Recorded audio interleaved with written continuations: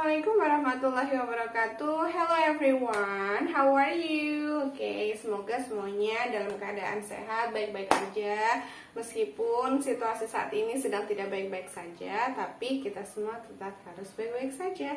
Oke, kali ini kita akan lanjut ke pembahasan berikutnya. Setelah kemarin kita sempat membahas tentang latar belakang, terus judul ya juga sudah. Kemudian kan biasanya setelah orang menulis latar belakang masalah, mereka menulis apa yo? Identification of the problem atau identifikasi masalah. Ya, untuk selengkapnya teman-teman semuanya bisa saksikan di video ini, oke? Caranya identifikasi masalah itu kuncinya itu ya.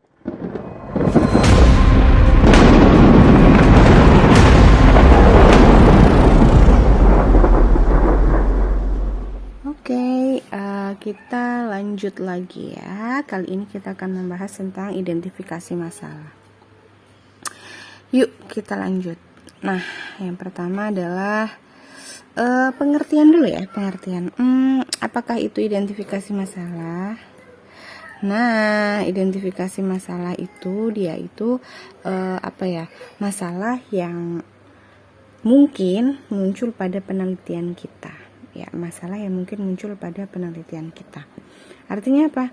Ya, penulis itu melakukan identifikasi ya, mengidentifikasi ya, ataupun melakukan penjabaran terhadap suatu masalah yang ada pada objek penelitian. Nah, kenapa kita itu harus menguasai gitu ya topik penelitiannya. Nah, ini itu ada kaitannya dengan identifikasi masalah. Kenapa? Karena ketika kita menguasai topik penelitian itu, maka kita akan mampu menjelaskan permasalahan yang ada pada objek penelitian. Nah, inilah yang bisa membuat kita mudah membuat sebuah identifikasi masalah ya. Nah, identifikasi masalah itu pada dasarnya ada dua. Jadi bukan identifikasi masalah yang ada dua ya, tapi masalah itu ada dua. Ada masalah penelitian dan ada masalah non penelitian. Nah, kalau ada masalah yang ditemukan dan bisa dijawab tanpa melakukan penelitian yang ilmiah, itu berarti namanya masalah non ilmiah. Jadi ya nggak perlu diidentifikasi gitu ya. Nah, kalau masalah penelitian ilmiah itu di tengah-tengah antara bisa diterima atau ditolak gitu. Jadi kayak kita harus melakukan identifikasi lebih mendalam mengenai permasalahan tersebut ya kan, yang pada akhirnya memang akan kita jadikan topik penelitian kita. Kita akan meneliti itu gitu karena dia tuh masih di tengah-tengah posisinya gitu loh. Belum terjawab gitu. Nah, kan identifikasi masalah ini dia dibuat sebelum membuat rumusan masalah ya kan. Kalau identifikasi masalah itu biasanya bentuknya seperti ini. Bentuknya itu pernyataan ya, bukan pertanyaan tapi pernyataan. Kalau identifikasi masalah itu ya pernyataan. Nah, kemudian dia itu dibuat setelah kita selesai menyusun rumusan masalah. Jadi maksudnya dari rumusan masalah itu kan kita membahas tentang apa kemarin, ayo masih ingat nggak? Nah, sebenarnya ini ada kaitannya identifikasi masalah ini ya. Jadi kita harus menguasai betul topik penelitian kita agar memudahkan kita membuat identifikasi masalah tersebut. Nah, terus kalau misalkan teman-teman ini tanya, berapa sih jumlah identifikasi masalah yang harus dibuat gitu? Kadang kita bingung gitu ya. Jadi sebenarnya identifikasi masalah itu bisa dibuat sebanyak-banyaknya gitu loh. Jadi kita nggak perlu merisaukan berapa jumlah identifikasi masalah yang harus kita buat, itu nggak perlu. Ya, tapi pada umumnya identifikasi masalah itu ada yang membuatnya 4 gitu ya. Ada juga yang membuatnya 3 gitu ya. Kan emang identifikasi masalah itu ada juga yang 5 gitu ya. Karena ya itu si penulis sedang mengidentifikasi beberapa permasalahan yang akan mereka teliti. Jadi itu tergantung pada penelitinya sendiri gitu. Nah, Terus identifikasi masalah itu harus terdiri ada apa tuh ya, fokus subfokus gitu ya dari penelitian itu. Jadi itu ada dalam identifikasi masalah. Fokus subfokus itu ada dalam identifikasi masalah. Makanya ada beberapa apa tuh skripsi ya, itu yang memakainya itu namanya bukan identifikasi masalah tapi fokus and subfocus of the study, misalkan fokus dan subfokus penelitian gitu. Tapi pada dasarnya itu pun sama dengan yang ditulis identifikasi masalah, atau kalau bahasa Inggris ya identification of problem. Terus kemudian identifikasi masalah itu loh kok bisa banyak banget, boleh banyak banget, ada yang 3, ada yang 4, ada bahkan 5, 7. Kenapa kok boleh sebanyak itu gitu ya? Ya karena identifikasi masalah itu sifatnya masih umum, masih general, belum spesifik gitu. Nah, contohnya kayak apa ya? Biar lebih mendapatkan gambaran, kita langsung aja ke contohnya. Misalkan ada sebuah topik ya, ada sebuah topik kecil amat ya fontnya ya. Oke, kita gedein. Ada sebuah topik seperti ini. Pengaruh media, misalkan pembelajaran. Kenapa ya aku tuh selalu typo? Oke. Pengaruh media pembelajaran terhadap minat belajar siswa. Nah, ini topik ya.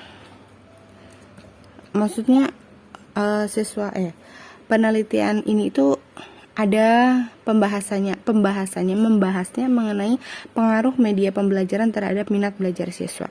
Oke. Kemudian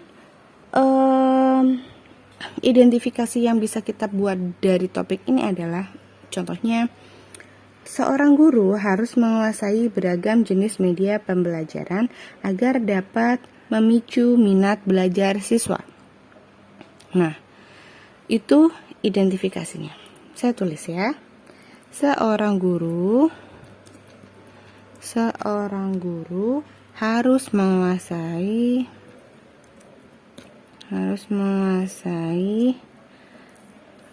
beragam jenis media pembelajaran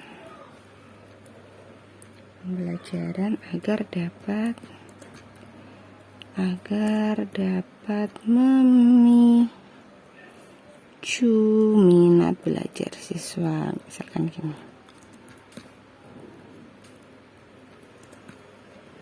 Nah, ini dia. Ini tadi topiknya, terus kemudian ini itu identifikasi masalah. Nah, identifikasi masalah. Nah, kemudian nanti dari sini pertanyaan di rumusan masalah itu kan bisa kayak gini. Apa yang dimaksud dengan media pembelajaran gitu. Terus apa yang dimaksud dengan minat belajar gitu, ya kan? Nah, itu nanti bisa dimunculkan dalam rumusan masalah gitu. Jadi identifikasi masalah ini ketika penulis itu melakukan penjabaran terhadap masalah itu tuh akan membantu penulis menemukan rumusan masalah apa yang akan mereka tulis dalam skripsi mereka gitu ya. Nah, terus kemudian kuncinya apa sih ketika kita ingin membuat ya identifikasi masalah? Apa ya, gimana ya, kok bisa kita membuat identifikasi masalah, caranya gimana? Nah, caranya identifikasi masalah itu kuncinya itu ya harus ada penjabaran mengenai variabel X, terus juga ada variabel Y-nya, terus ada pengaruh variabel X terhadap variabel Y. Nah, misalkan kita variabel X-nya gini. Kita lihat real misalkan. Oke, jadi ini kan judul dari skripsi ini itu dia Students Handwriting Analysis Through Graphology. Misalkan ini judul skripsinya. Kemudian dia menuliskan yang pertama identifikasi masalahnya handwriting meaning based on students character. Nah, ini variabel X-nya. Kemudian handwriting meaning based on students personalities. Ini dia variabel Y-nya. Kemudian motivation of learning English based on the analysis of students character and personalities. Nah, ini itu hubungan antar variabel Y, variabel X dengan variabel Y gitu. Jadi setidaknya dalam identifikasi masalah itu harus ada, bukan setidaknya lagi, tapi memang wajib ada yang namanya variabel X-nya. Kemudian ada variabel Y-nya. Kemudian ada penjabaran mengenai variabel X, mengenai pengaruh variabel X terhadap variabel Y. Sebenarnya kuncinya itu aja. Ketika teman-teman sudah membuat identifikasi masalah itu, ada variabel penjabaran mengenai variabel X-nya, variabel Y-nya, terus pengaruh antar keduanya, antar dua variabel tersebut. Ya sudah, itu sudah jadi itu yang namanya identification of the problem atau identifikasi masalah. Oke, jadi gimana teman-teman semuanya? Sudah melihat videonya tentang cara membuat identifikasi masalah?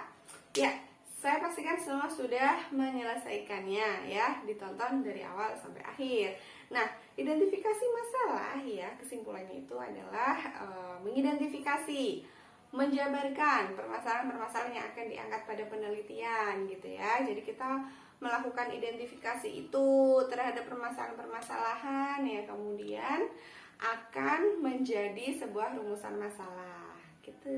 Oke teman-teman semuanya, demikian yang bisa saya sampaikan pada video kali ini. Apabila kalian merasa video ini bermanfaat, silahkan share kepada teman-teman semuanya ya. Jangan lupa like, comment, dan subscribe. Thank you for watching. Wassalamualaikum warahmatullahi wabarakatuh.